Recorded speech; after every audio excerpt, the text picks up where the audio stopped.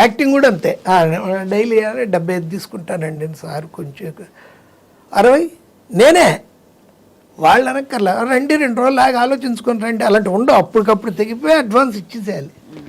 అడు గుమ్మం దాటి వెళ్ళకూడదు. ఇంకా ఫోన్లో మాట్లాడంటే పడిపోవాలి అకౌంట్లో, వదలకూడదు అంతే. మనకి డేట్ ఉండాలి అంతే, ఇచ్చేయడమే. చాలా క్లారిటీ అండ్ చాలా అట్లా అట్ ద సేమ్ టైం మీ ఆత్మాభిమానం ఎక్కడ మీరు అది అది దెబ్బతినకుండా కాపాడుకున్నారు. కాపాడుకుంటూ మీ అంటే మీ ఎడ్యుకేషన్ ఒకటి, మీ వ్యక్తిత్వం ఒకటి, మీరు ఎక్కువ ఎక్కడికి వెళ్లకుండా కావాల్సిన పని ఏంటి చెప్పు అనే టైప్లో మీరు నడిపించారు సార్. అండ్ అందుకే మీకు అంత గౌరవం దక్కింది. ఆ రోజుల్లో మీరు ఒక ప్రపంచంలో వచ్చినప్పుడు మీ తోటి సహ రైటర్స్ కొంచెం సీనియర్లు ఉంటారు కదా, ఈర్ష్యపడ్డారా? కొంచెం చూసుంటారు. ఏముంటాయండి, అవి ఏముండవండి. ఉన్నా కానీ ఏముంటాయి, ఎదురుగా ఎవడు ఈర్షపడతారు ఎవరైనా. అంటే మీకు తర్వాత వెనుకటికి వస్తుంది కదా, ఇలా అన్నారు అలా అన్నారు, పట్టించుకో. అవి వినేవాడిని కదా. నా డైలాగే ఒకటి ఉంది, అసిస్టెంట్స్తో నా పక్కన డ్రైవర్తో నేను చెప్పేడేలా, నా గురించి ఎవరన్నా ఏదన్నా అన్నారని మీకు తెలిస్తే నాకు చెప్పొద్దు. నా వెనక, నా ముందంటే నేనే చెప్పుకుంటా అంతే. క్లారిటీ. ఇవాళ మీరు మీరు యాక్చువల్లీ మీరు చెప్తున్న విషయాలు ఒక్కొక్కటి సంఘటనలు కావచ్చు, మీ అంటే మీ జీవిత సూక్తులు, మీ డైలాగులు అన్నీ కూడా చూసే వాళ్ళకి చాలా పెద్ద ఇదండి గైడెన్స్. ఎందుకంటే మీరు ఎలా బ్రతకచ్చో, ఎంత ప్రాక్టికల్గా ప్రాగ్మాటిక్గా ఉండొచ్చో కూడా మీరు చూపించారు. ఎక్కడ దేనికి స్పందించాలి, దేనికి అవసరం లేదని. అవును సార్, ఇప్పుడు యాక్టింగ్ అన్నది మీరు ఎంచుకుని వచ్చారా? అంటే మీరు అంతకుముందు మీ రంగస్థల అనుభవం వల్ల తర్వాత మీకు సినిమాల్లో తెరపై కనిపించే అవకాశమా, లేక ఎలా వచ్చింది అది?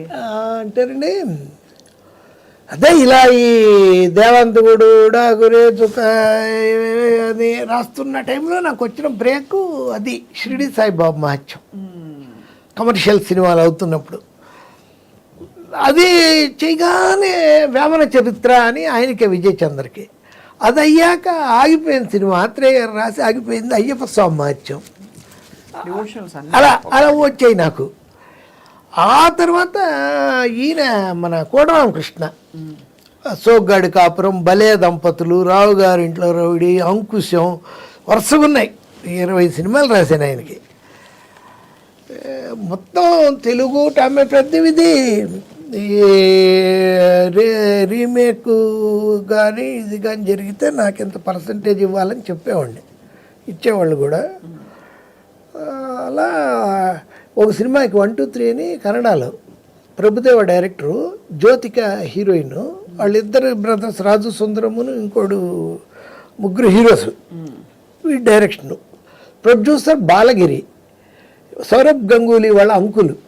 అప్పుడు నగ్మాకి సౌరభ్ గంగూలీకి మంచి ఫ్రెండ్షిప్ ఉండేది, అందుకని తీస్తున్నాడు ఆ అమ్మాయి కోసం. తెలుగు, తమిళ్, కన్నడ, హిందీ.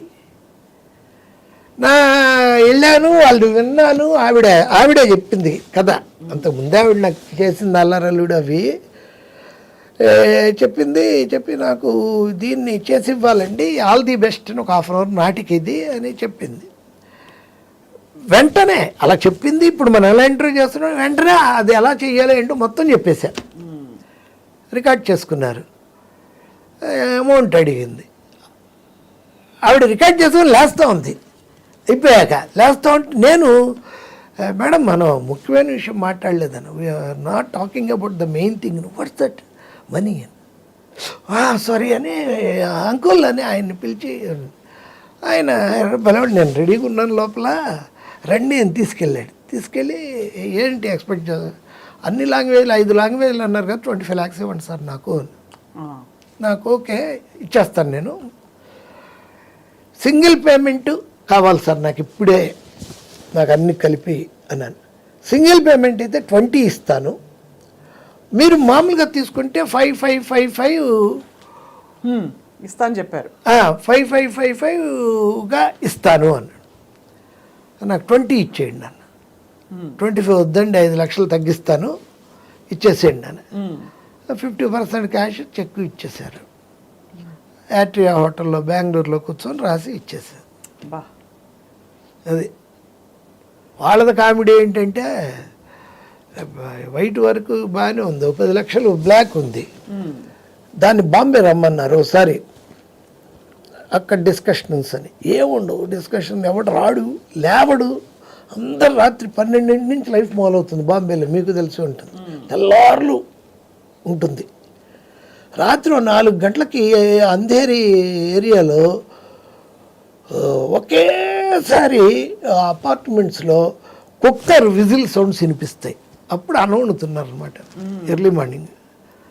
అదో బాంబేనో చచ్చేవాళ్ళం. నితిన్తో కూడా అదే నాకు ప్రాబ్లం ఉండే. నితిన్ కపూర్ 1 గంటకి మేము సిట్టింగ్ అయిపోయి కలికాలం సినిమాకి, ఓకే సార్ ఇప్పుడైతే మనం 4కి కలుద్దాం అని వెళ్తుంటే అతను ఎంట్రీ, గుడ్ మార్నింగ్ సార్ అని. ఏంటి మేము వెళ్ళిపోతుంటే మీరు అంటారు మాకేమో ఆకలి, మేము ఇప్పుడే తినేసి వచ్చాడు. వాళ్ళు బాంబేలో ఎంత ఘోరం అంటే ఎవరు వచ్చేవాళ్ళు కాదు, ఫోన్లోనే అన్నీ. సార్ మీకు మా డ్రైవర్ వచ్చి అమౌంట్ ఇచ్చేస్తాడు, ఫ్లైట్ టికెట్ ఇచ్చేస్తాడు, ఆ కార్లో మీరు దిగిపోండి అని. వస్తే వాడు ఒక 10 రూపీస్ ఇచ్చేవాడు, 10 రూపాయల నోటు. వాళ్ళకి ఏంటండి అంటే, ఏం లేదు సార్ మీరు హైదరాబాద్ ఎయిర్పోర్ట్లో దిగ్గానే ఒకడు వస్తాడు మీ దగ్గరికి, ఈ 10 రూపాయలు ఇస్తే మీకు క్యాష్ 10 లక్షలు ఇచ్చేస్తాడు. ఇదేంట్రా బాబు ఏదన్నా ఇరుక్కుంటామే ఏంటి గొడవ, ఇది హవాలా చేయిస్తున్నారే అని. అయినా తప్పదుగా ఓకే సార్ అని కూడా వస్తే నిజంగానే వచ్చేవాడు ఒకడు. వచ్చి నోట్ నెంబరు చెప్పేవాడు, చూసుకునేవాడు. 10 లక్షలు న్యూస్ పేపర్లో కట్టి ఇచ్చేవాడు. అటు తీసుకున్నాక కారు వాడు ఉండేవాడు రెడీగా. నాకేంటి భయం, మన కొడుకులు ఇలా ఇచ్చారంటే మళ్ళీ మనల్ని ఎక్కడికైనా తీసుకెళ్ళి వేసేస్తారా ఏంటి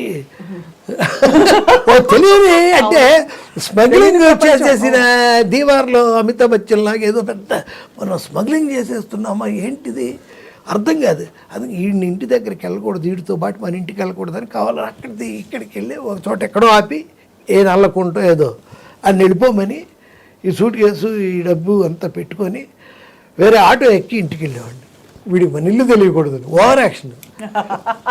అన్నీ చూసారు సార్ మీరు, అన్ని రసాలు. అడ్వెంచర్ రసం కూడా ఉంది కదా. అవును, ఆ భయం రావడం చాలా సహజం మనకి, మామూలు వాళ్ళకి.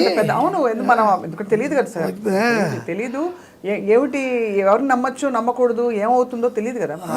అందులో మీరు కథకులు కాబట్టి మీకు మీ ఇమాజినేషన్లో ఏదైనా జరగచ్చు. అది అలాంటివి కూడా జరిగేవి వాళ్ళ సినిమాకి. వాళ్ళ నగ్మా సిస్టర్ ఉంది ఒక ఆవిడ సినిమాలు చేసింది కూడా. ఆవిడ ఇల్లు మీరు నమ్మరండి, కేబీఆర్ పార్క్ అంత ఇల్లు అండి. బయటికి దిగి రండి అని చెప్పి మేము మా కారు దిగ్గానే వాళ్ళ బ్యాటరీ కారు వచ్చేది. లోపల కూర్చుంటే ఒక 5-6 కిలోమీటర్ల లోపలికి వెళ్ళి కేబీఆర్ పార్కే